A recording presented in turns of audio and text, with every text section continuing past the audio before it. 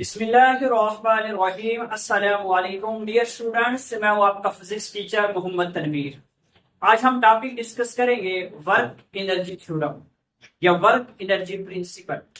Work done और energy का आपस में क्या रिलेशन होता है, काइनेटिक एनर्जी का और वर्क डन का आपस में क्या रिलेशन होता है, या पोटेंशियल एनर्जी का और वर्क डन का आपस में क्या रिलेशन होता है, इसको हम डिस्कस करेंगे। तो हम टॉपिक की तरफ बढ़ते हैं।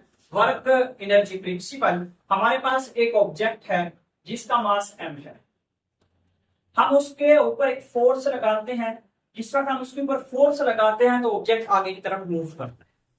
हम इसको दोनों तरीके से एक्सप्लेन कर सकते हैं, न्यूटन सेकंड लॉ के मुताबिक भी और थर्ड इक्वेशन ऑफ मोशन। ये इक्वेशन ऑफ मोशंस के जरिए हम इसको एक्सप्लेन कर सकते हैं। पहले हम इक्वेशन ऑफ मोशंस के जरिए देखते हैं कि हमारे पास एक ऑब्जेक्ट है जिसका मास m है, उसके इनिशियल वेलोसिटी v है। वो ऑब्जेक्ट मोशन के अंदर मौजूद है। कुछ वक्त के बाद वो ऑब्जेक्ट मूव करता है और उसकी फाइनल वेलोसिटी हो जाती है जी vf। जिस वक्त मूव करता है एक पोजीशन से जिस वक्त वो दूसरी पोजीशन पे जाता है तो वहां पे जाते वक्त कोई ना कोई टाइम भी सर्व करता है। जिस वक्त वो टाइम सर्व करता है तो फाइनल वेलोसिटी और इनिशियल वेलोसिटी के अंदर चेंज आता है। इससे एक्सेलरेशन प्रोड्यूस होता है। न्यूटन्स की हमारे पास जो इक्वेशन है, third equation of motion, according to third equation of motion, Newton's की तीसरी मसावात के मुताबिक हम इसको लिखेंगे जी 2as is equal to vf का स्क्वायर माइनस vi का स्क्वायर। ऑब्जेक्ट के इनिशियल वेलोसिटी vi, कुछ वक्त के बाद उसकी वेलोसिटी vf हो जाती है तो एक्सेलरेशन उसके अंदर पैदा होता है और वो कोई ना कोई डिस्टेंस भी तय करता है। तो क्योंकि ऑब्जेक्ट एक स्ट्रेट लाइन के अंदर मूव कर रहा है, ऑब्जेक्ट जिस वक्त स्ट्रेट लाइन के अंदर मूव कर रहा हो तो हम कह सकते हैं हमारा जो डिस्टेंस है वो इक्वल टू डिस्प्लेसमेंट है। डिस्टेंस की जगह हम डिस्प्लेसमेंट लिख सकते हैं जिस वक्त ऑब्जेक्ट एक स्ट्रेट लाइन के अंदर मूव कर रहा हो। तो हमारे पास आ जाएगा जी 2AD is equal to VF का स्क्वायर माइनस VI का square.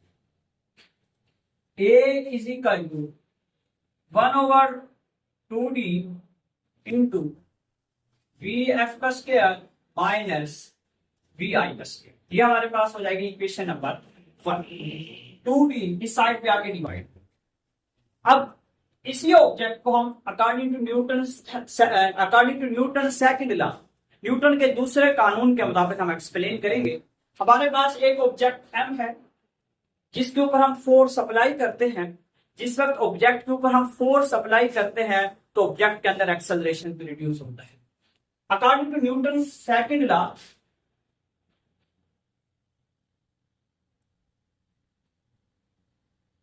According to Newton's second law, Newton's के दूसरे कानून के मुताबिक तो हम लिखेंगे F is equal to M A.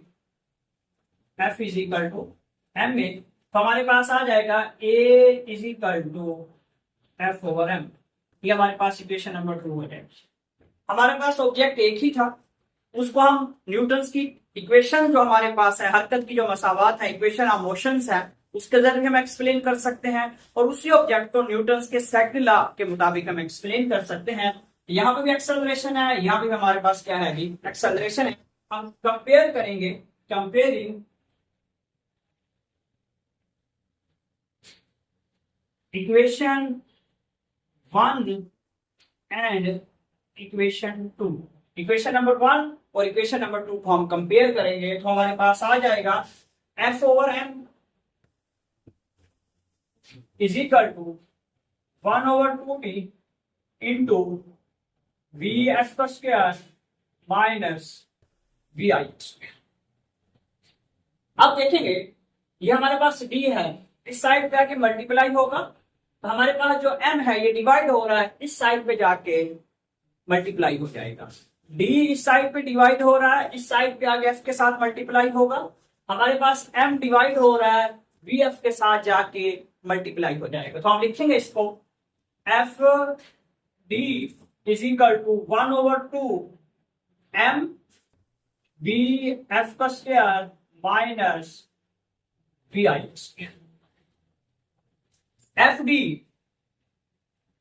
Is equal to 1/2 m V F का square minus 1/2 m V I का square. What is F D? F D किस चीज के इक्वल होता है? Work done.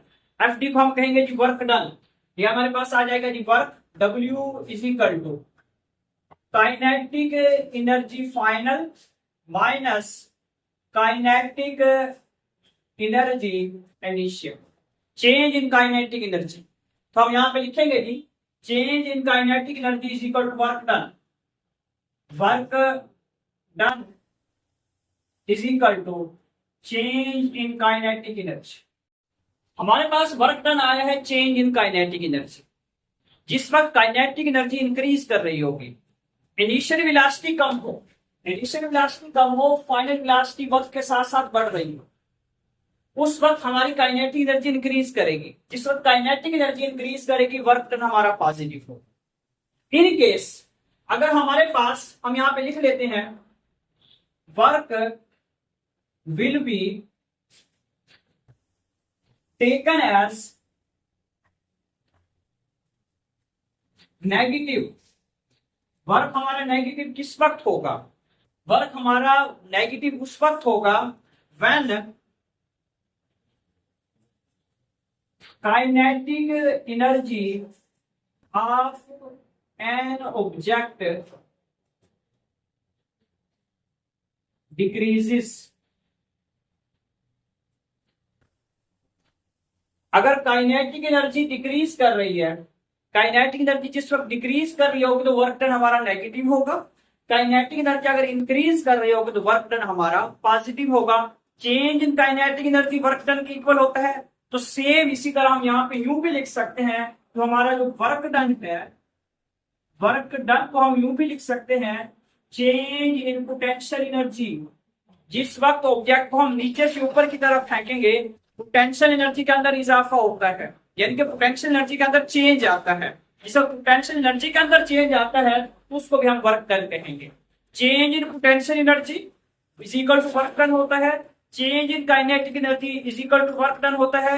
ये चेंज इन एनर्जी, एनर्जी के अंदर तब्दीली आए, कोई सी भी एनर्जी हो सकती है, उसको भी हम क्या कहेंगे जी वर्क डन कहेंगे। मैं उम्मीद करता हूं आप लोगों को लेक्चर समझ आया होगा। नेक्स्ट लेक्चर के अंदर मिलते हैं इंशाल्लाह। हमारे साथ जुड़े रहिएगा, अपना ख्याल रखिए। अल्लाह हाफिज।